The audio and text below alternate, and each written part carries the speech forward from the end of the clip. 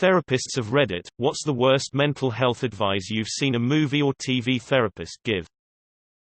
Read in a Agony Aunt newspaper column. Letter was from a teenage girl writing about her mother, and her description was basically a textbook case of a mentally and physically abusive person. Stuff like constantly feeling like you're walking on eggshells, shouting and yelling at the slightest misstep, constant belittling remarks, etc. The advice was for her and the rest of the family to be more considerate of the mother because she obviously works very hard, and maybe the daughter should look at her own actions to see if she's causing such behavior.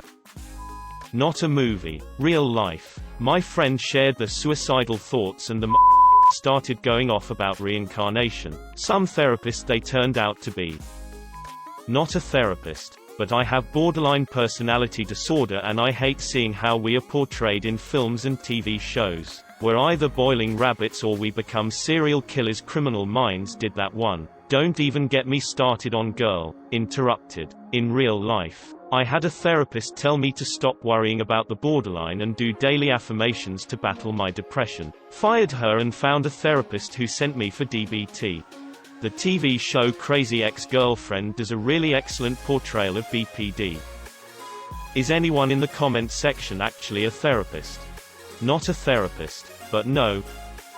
Clinical psych here. What annoys me is the portrayal of us as a bit unhinged, ourselves not impossible but not to that degree, and the portrayal of the work as airy-fairy talking about emotions or providing outdated or esoteric interpretation, when in fact it's a scientifically rigorous process. We use psychometric measures and clinical interviews to assess and diagnose, and an evidence-based approach to formulate a treatment plan with specific techniques to address physical, psychological, social, cognitive, and affective contributors to the problem. I am a trauma therapist. They like to use therapy sessions as a form of exposition in the aftermath of trauma, so inevitably, the therapist is saying, if you want to heal, you have to tell the story in as much detail as possible. Well, retelling the story like that is re-traumatizing, so either people avoid therapy after trauma because they don't want to do that, or they come in and insist that they just need to tell the story in excruciating detail and then leave flooded and triggered saying therapy doesn't work. It isn't the telling of the story that heals, it's how we hold and treat the story that matters. Whenever you're feeling down, just beat the eveling shit out of your dick.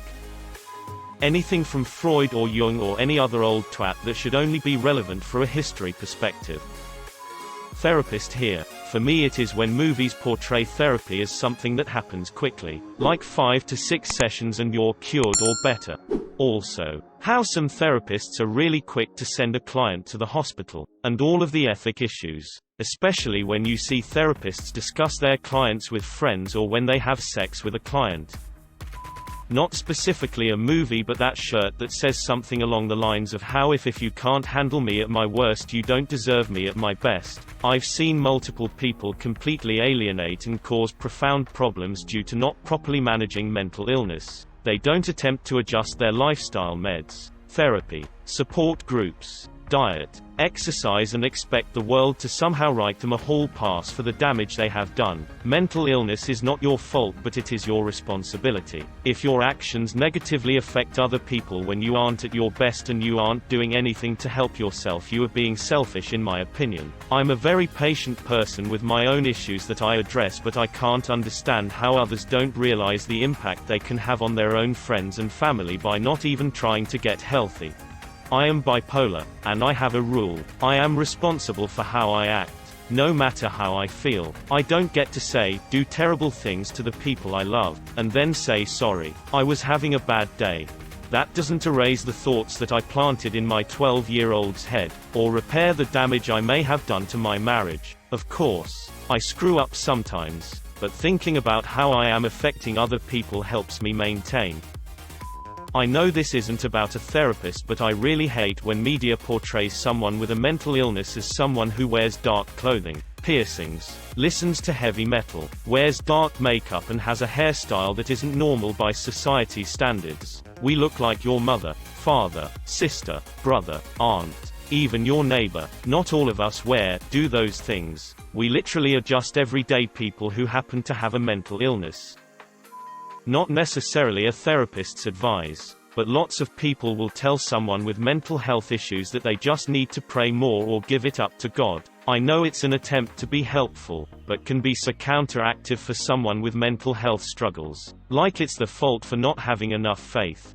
My father is like this. When I was diagnosed with OCD, his response was, well, I have OCD too. I just think about what God wants me to do and I do it. That's not how this works. Then when he found out I also have bipolar disorder and was getting help for it, he keeps trying to convince me that I don't need doctors or all the medications. He honestly thinks that I'm just medicating sin and character flaws, and if I pray to God for forgiveness, He'll heal me. The This Is Us episode where the therapist decides to trigger an anxiety attack as an evaluation tool. Not a therapist, but I have clinical depression and have been to the hospital for it. When people say that everything will be okay, or just be positive, shit like that doesn't help, and anyone who has dipped into a depressive state will tell you that. In terms of TV therapists, in movies and TV it makes it look like it's just a few sessions of therapy and everything is okay. Also not the case. Some people will spend their whole lives going to therapy. I've been in therapy since I was in the 3rd grade, for example. The movie 50-50 where she sleeps with her client, that's a big no-no crime time. Also, it's hard to portray in movies just how long the process therapy can take for people, and there are a lot of ethical things that occur that advance the plot of a movie but shouldn't happen in the real world.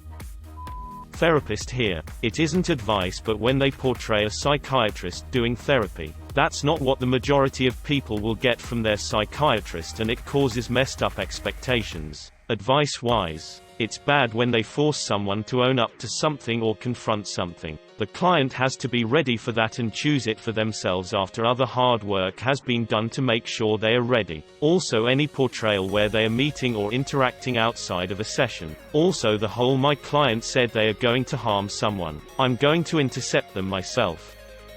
So many people who aren't therapists replying, anyways. As a therapist, what annoys me about media portrayals of therapy is that we just sit and listen. That's not therapy. And constantly agreeing with your client is also not therapy. Also, that we give advice. The only advice I give is suggestions for coping skills or DBT skills, how to use cognitive restructuring, etc. I don't actually give advice because that's not my place.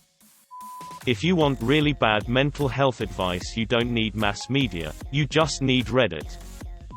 I'm an addictions therapist, and there is so much BS in the intervention shows that I stopped watching because it made me so angry. Also, shows like 13 Reasons Why can go straight to hell.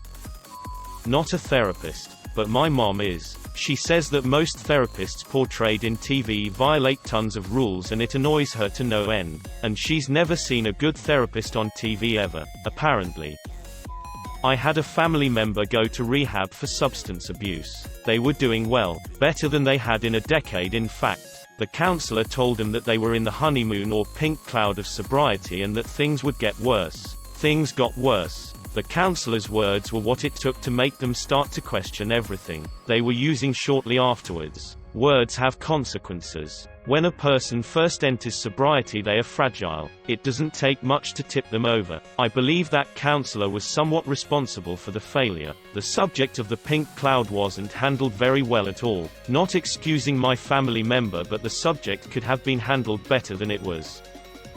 Therapist here. I remember there was this one episode of some teeny bopper show where a character would black out a lot and wake up random places. The therapist determined he was repressing trauma but released him from treatment until he was ready to talk about it. Huge safety no-no. While I agree a client needs to process trauma on their own terms, if they're in frequent dissociative states and at that higher safety risk, they need to be continuing treatment throughout. Different note. I'm also trained in EMDR and appreciated seeing its portrayal in Grey's Anatomy. I also loved that the therapist was no nonsense and willing to call out BS. It's important to be real with our clients. I'm not a therapist, but it annoys me how often people say some people have mental health. No, we all have mental health, just at different levels. Some people have good mental health. I can't stand Drive. Phil. His approach is a type of bullying, yelling at parents and clients because their behavior isn't acceptable and in front of hundreds of people. Yikes. Dr. Phil is cancer. Remember that episode where he brought the bumfights guy in and then acted like he couldn't stand him when the guy dressed up as him? Not advice per se, but I hate when the media portrays people with chronic mental illness, i.e., psychosis, bipolar disorder, as violent. A small percentage can be.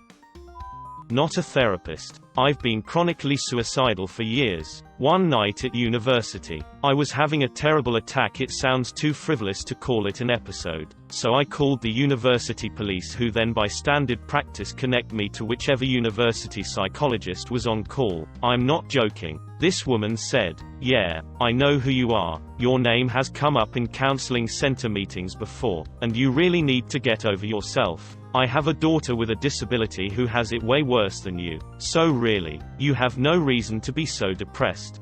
How this woman was a licensed, employed psychologist is beyond me, but I quit relying on other people when I become suicidal. I'd rather suffer alone and take the chance I'll die than ever face that shit again. I hope you reported them.